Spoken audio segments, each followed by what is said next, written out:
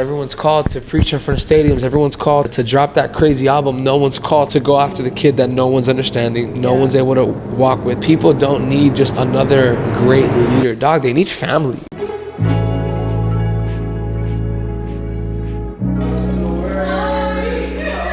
From the streets of LA to the heart of San Diego, he's been leading Gen Z with fire, faith, and authenticity at Fearless LA Church.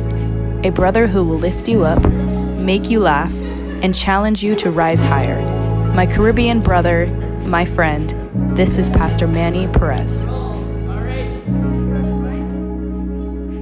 Welcome to the Endeavor series. My name is greysalemons. I am your host, and welcome back to season 2, Wrecked by God, or for short, Wrecked. What happens when your whole world and everything you thought you knew was completely flipped upside down because you've encountered the real God? We'll find out in our first episode with Pastor Manny Perez. Welcome. What's the word, family? It's an honor to be here. You have been in ministry for such a long time. You are now currently a youth pastor at Fearless LA, correct? Mm-hmm. And you are absolutely killing it. You're thriving. So many people you're impacting. And yeah, let's just get into it. So who are you? Where are you coming from? What's your story? 100%. What's the word, family? My name is Manny. It's an honor approach to be here. I am from Miami, Florida, Miami-Dade County. I am 23 years old, and I am a youth pastor right now at one of the best churches in the entire world by the name of Fearless LA. God's been showing up. God's been moving. I've been in ministry for about 5 to 6 years now. I love that you mention your age. I think we always think we have to be somewhere else in life to start leading. So and real. It's like, honestly, the Lord can lead you no matter what age, as long as like you're spiritually aged, I guess. Does that make sense? Yeah, no, I get it 100%. So I love that. I love that you're leading in your youth. Yeah. You know, you're coming from Miami. Mm-hmm. What's your story? How did you get to be a youth pastor? Yeah, I am a PK, believe it or not.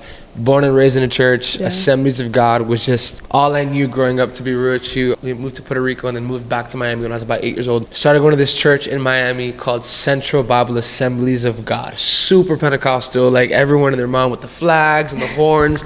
Super over the top Pentecostal. It was great. All the way up to 11 years old, 12 years old, I was just going to church because my mom made me. I love my dad, God bless his heart, and we have a great relationship now. But back then we didn't have a good relationship. So with the lack of a father figure in the house and just around the wrong area, wrong people, wrong crowd, 12 years old, 13 years old, I started falling into the wrong places, started smoking, drinking at 12, like smoking, drinking. 13, 14 years old was when I got involved in the gangs, selling weed, fighting, stealing, smoking, the whole 9 yards. But again, the whole time I was going to church. Whole time serving at church, showing up on youth nights, showing up on the worship revival nights. And then 16 years old, I'm heavily involved in gangs, doing the worst possible thing you could possibly imagine. My mom goes, hey, I want you to go to this youth camp. I was like, all right, cool, this is right, whatever. This girl's there. I was a kid, bro. I was so immature. I've answered 1,000 altar calls. I've seen the presence of the Lord move in rooms like never before. And I remember I'm in this room, 600 plus kids are in this youth camp. I'm in the back of the room and I'm just fed up. I'm angry at so many things. I'm angry at God. And I go, Lord, I'm done playing games. If you're real and you're serious and you actually want me to give my life to you, I need you to be crystal clear and I want you to confront me. Close my eyes. I said this all under my breath. I didn't even say this out loud. 5 seconds into it, the kind of like the pastor, the head director of everything, goes, drop the music. My man in the black shirt. Oh my gosh. Come here. And I go, there's no shot. Nah, there's no way. I come to the front of the altar and I feel what's coming. I can already tell. And I go, what's up, bro? And he goes, there's a call of God over your life.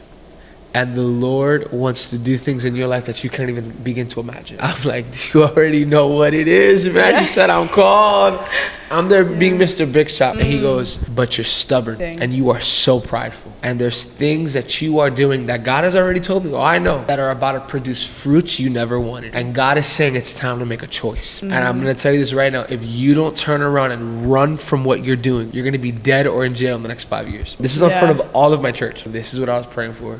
Holy Spirit, you are intentional, you're serious. I pull out of the Kuvi out of my pocket, I pull out of the wax pen, I pull everything out and I drop to my knees. And for the first time ever, Manny Perez grip with the gospel. Like actually, like it wasn't just a moment where it was like another goosebumps. It was a moment where my life actually changed for the gospel. So I let go of everything. I went back, turned in my flags. I said no to everything. 18 years old, I went to a university called Southeastern University to major in practical ministries with a minor in business. 19 years old, I got a word of the Lord that I was going to be moving to California, crisscrossing the nations for the gospel. On my 21st birthday, I was on a plane headed to Los Angeles, California. And now I am full-time youth ministry at a amazing church called Fearless Youth, and now I'm a youth pastor overseeing San Diego and LA. I've had the honor and privilege to travel because of missions and because of pastoring. I wouldn't regret it for the world. There's not a single thing I would change. God is such a God of detail. God just does things for the better. There's things that I've had the privilege to do that have equipped me for what I'm called to do.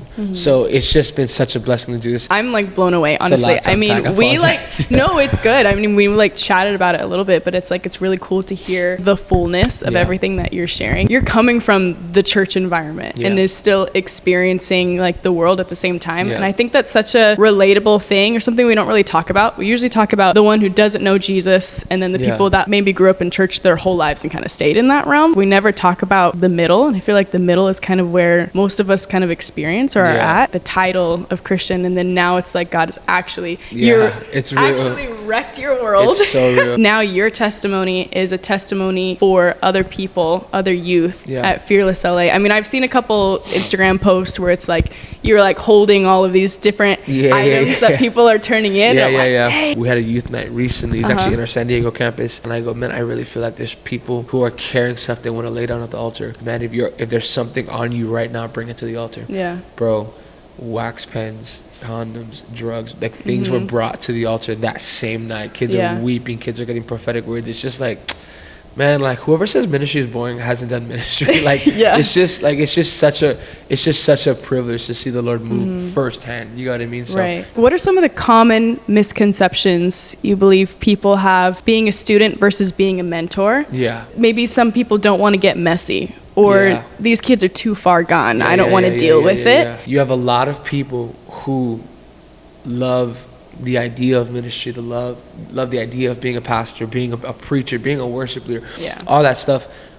But there's not a heart for people. When you ask them, hey, how many people are you walking with right now? They can't tell you. Everyone's called to the nations. Everyone's called to preach in front of stadiums. Everyone's called to drop that crazy album. No one's called to go after the kid that no one's understanding, no one's able to walk with. I vividly remember when I had leaders in my life throwing the white towel. But then more than anything, I remember the people that stayed. I remember the people that went the extra mile, picking me up when they got kicked out of my house, picking me up after work, telling me, hey, bro, I'll pick you up for youth tonight. Hey, man, I'll cover your camp cost. Hey, dude, what's going on? Staying with me on the phone until 3, 4 in the morning. Like, if I'm gonna be honest, those are the people that were part of the equation of why I'm even here right now. You know, people don't need just another great communicator. People don't need another great leader. Dog, they need family. And if I'm gonna be honest, that was the lie that I believed when I was in the gangs. Like, dog, there was a season in my life where family hated each other. I didn't have people. I didn't have people in my corner. So what happened? I believed the lie of gangs. I believed the lie of like, oh, you know what, bro? Like, we family, right? We were homies. You know, you got my back, bro. You know, my family's gonna cover me. I wasn't longing after being cool. I was longing after family. And if I'm gonna be honest, I think the reality is, if people can't find it at the church, if people can't find it within the bride of Christ, they're gonna find it in the clubs. They're gonna find it in the gangs. The Lord is really trying to bring us back to the root of family. Just more than anything, family, and more family. Our campus pastor in Fearless, he told me this thing, and it stuck with me. He goes, I may not know how to build a ministry the best way, but I know how to build a family. And I think if you build a family, discipleship comes easy, honor comes easy, respect comes easy, trust, loyalty, because dog, I broke bread with you. I cried with you. I bled with you. I suffered with you. Like, there's just something powerful about family. You know what I mean? Like, if you ever recognize a man that looks well, doing amazing, a lot of the times you ask him, how's your family? He'll cry in front of you like, I love my family. My wife is amazing. My baby boy just got this award for X, Y, and Z. Like, it just comes down to family, and that's why I value family so much. I really believe it. I'm the type of person where, bro,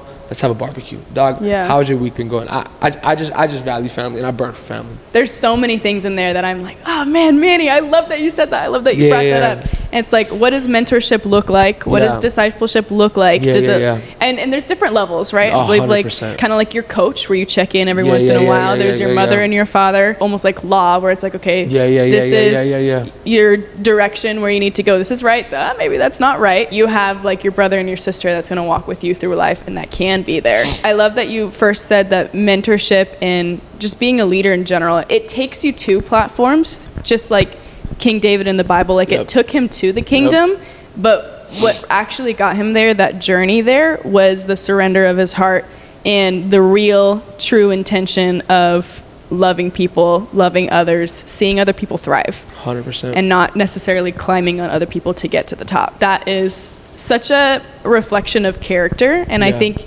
your character that's on the outside is representing your heart that's on the inside. As a mentor, practically, how are you able to continue to reach every kid? Because it's like, I mean, you have a life too. No, 100%. Yeah, it's very practical. Yeah. So I had to learn this when it came to ministry. A pastor's job is not to mentor every single student in my ministry. That's not my job. My job is to make sure they are walked with, being pastored, and family. I may be a voice in a lot of people's lives. You know, I have students from Miami giving me calls every once in a while. Hey, bro, I want your point of view on this. I may have a voice in their life. I may have authority in their life, but that doesn't make me their mentor. Does that make sense? Yeah. They have access to me for counsel, for wise guidance, right?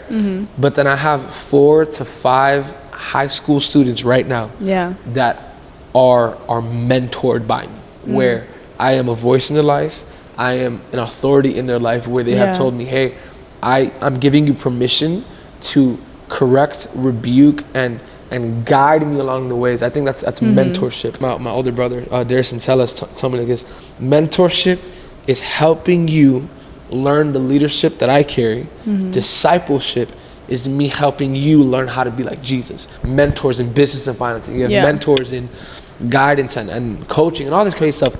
But I think Christian mentorship looks like, hey, I want to walk with you for you to learn the leadership things that I have learned, but also very, very tied in and married to the gospel and what the word says. It doesn't look realistic for me to say I mentor 25 people. That's not realistic, and that's not maintainable, right?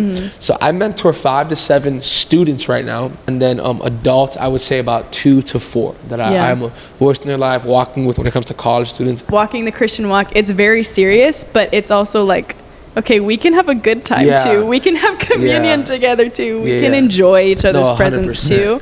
The mentor who might be wondering, should I invest in this person? Are they too far gone? I mean, I remember something that you shared with me was like, the one thing that kept you going was that people believed in you. So what's something that you would tell that mentor? So I have literally had students cuss me out. F you, X, Y, and Z, I want nothing to do with you, boom, boom, boom. And I know their heart, and I know deep down they want it. They're gonna call me. They're gonna call me in a day and a half. And 2 days later, hey, bro, I go, it's okay. Well, like, and I say this again, but it's because I mean it so much. We don't need people that just want to be a really good person that can preach one caption. Like, dog, we need mothers and fathers and big sisters and big brothers. There's this kid at my youth ministry. He's one of the guys I walk with. His name is Josh. I love him to death. If you're watching this, love you, bro. But I'm dropping him off, and he goes, I don't know if I've ever told you this, but no one has trusted me the way you have. Wow. Thank you for going the extra mile. Thank you for not tapping out on me. Gets out of his car and he's walking towards his door. And as he's walking towards the door, the Lord tells me, if that's not worth it, you don't belong in the pulpit. A realistic expectations. Okay, I'm not going to choke this guy out and make him, you know, I'm going to mentor you. That's not what it is. Love Jesus. But there is a balance of like, fam, we're called to go the extra mile for people. Obviously, not every single person has access to that much of commitment of you. It's realistic. This is going to sound rough to hear, but I would not go the extra mile for every single person. I wouldn't. But there is an idea, a realistic call. If God has told you this is the person you're going to mentor, God has told you this is the person that I need you to be for him or for her, there is a realistic call. You know, so there's a saying where it goes like, I can bring the horse to the water, but I can't make the horse drink the water. Don't beg. That's not, you know, there's never a position where I'm going to be like, I want to walk with you and let me walk with you. But there is a persistency. As long as the doors are open, I'm going to continue to press through. Both sides were, as long as you don't tap out, I'm not going to tap out. Then I think there's a realistic keep going. I don't know how long God has given me the privilege to walk with this person. I'm going to walk with them as long as I possibly can until the Lord says otherwise. Is number one, they're not going to agree with everything I say. Yeah. Number two, they're learning. I've literally had to explain what honor, respect, and authority looks like to some of the guys I walk with. Yeah. A lot of times with young leaders is they'll say, oh, like this person, you know, they didn't get it, so I just stopped walking with them. I'm like, that is why you're there. Does that make sense? Like, that is why you are walking with them. Another thing that I see is sin. You know, I can't tell the one person that's looking for guidance, if you keep on messing up, I'm not going to walk with you anymore. That's not kingdom. That's not Bible. I've heard leaders say, oh, well, you don't respect me. Well, you know, you don't have honor. You know, I'm telling you to stop and you don't listen. Dog, you know how many times God told us to stop? You know how many times Jesus told us to stop, but he kept going? Yeah. So I just think the persistency of like a family, keep going after the one. So I think for the person that is saying like, man, you know, I don't want to walk with a messy kid. The question I have for that person is, imagine how many kids that had an amazing call of God in their life, that were the response that God asked for a city. Imagine how many times God sent a specific assignment to that one young guy, one young girl that was a mess that nobody wanted to walk with, so the anointing got wasted. Mentorship is not always fun. We see like Jesus as a man, he's walking and he's persistent with very specific people. And then there's moments where he skips over cities because he's like, I know their ears are closed. Yeah. So I'm not even going to go there. It's real. And it's weird because you think, wait, I thought Jesus would like share the gospel with everyone and love everyone. Why did he skip over the city? And it's like, because he knows the real heart behind it. He's a gentleman. I know when I'm supposed to do something, when I have this burn in my heart and I don't want to do it. Yeah. I'm like, I don't want to do it. But I'm like, I know if I don't do it, I just know I'm going to regret it. Yeah. And it's like, that's usually how I feel when I know I need to go and speak into someone's life. But there are some moments where God is like, their ears are closed. Yeah. At least for now. No, it's real. It's very real. Let's get back to it maybe another time. There is a reality of persistence. But if someone is flat out telling me, I don't want you to walk with me, I don't. It's like, all right, bro, like, no, this isn't like a movie moment. This is like bro's telling you he doesn't want. Like, you feel me? Like, people always try to make it over spiritual and like over emotional. Like, if someone is flat out saying you are not a voice in my life anymore, week gets passed by, 2 weeks pass by, bro, take a hint. You got what I mean? Like, you know, so, take up your mat, keep going. And then this is something I want to add right before I know we're probably ending soon. People always want to mentor the one on the altar, the one that's called. What if God hasn't called you to mentor Mr. Big Shot? What if God has called you to mentor the kid that literally no one knows his name? I was looking for mentorship, and I wanted a spiritual father, and I wanted a big brother. And I remember moments where, dog, I'm like seeking and I can't find anything. They finally allow me to preach, or they give me a shout out from the stage. Manny, bro, I want to walk with you. I'm like, now you want to walk with me. I love that you're bringing this up. I'm like, no, honestly, bro, that's like a bum energy. Yeah. Like, dude, what? My gift should not attract you to mentor me. Does that make sense? Like what I think one thing is saying like, bro, there's something you carry. That's one thing. Yeah. You know?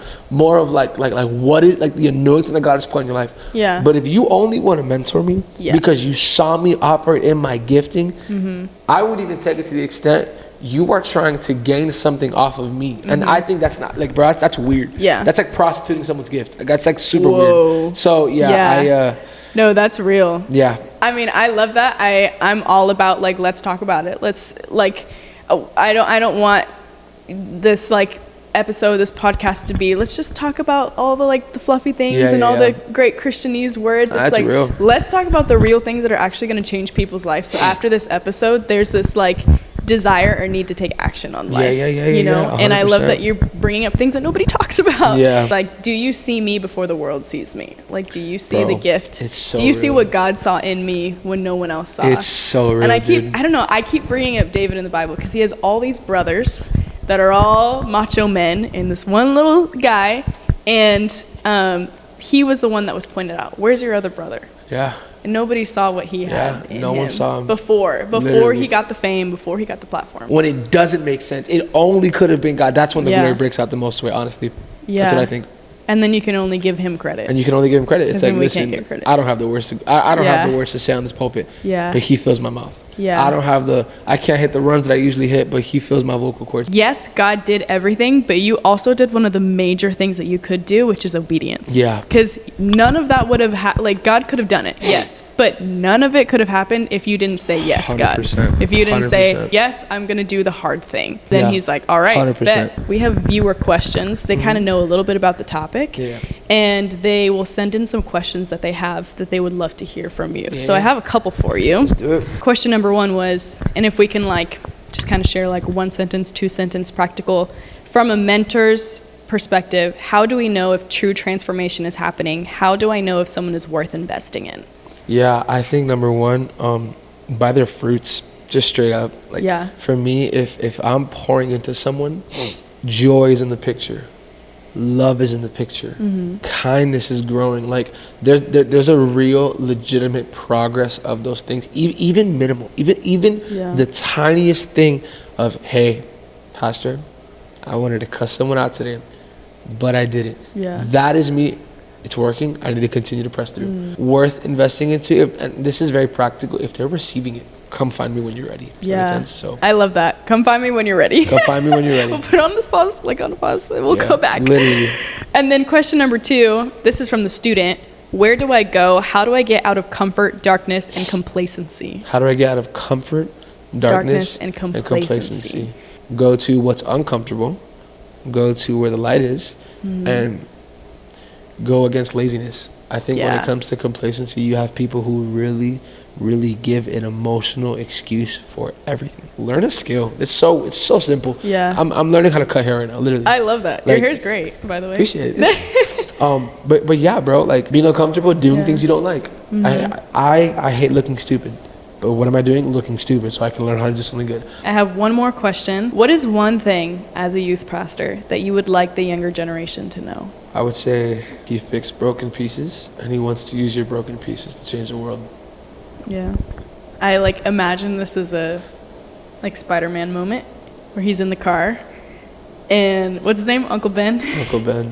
With he's great like, power comes great responsibility, and that sticks with him forever. That sticks with everyone. There was an episode that we did in season 1 where I was speaking with the mentor, and it was like one small comment can change the entire direction of the youth and where they go because 100%. You believe in them. 100%. And that's what you're doing. 100%. Well, thank you, Manny, so much of course, for family, sharing such your an honor story. And privilege to be here.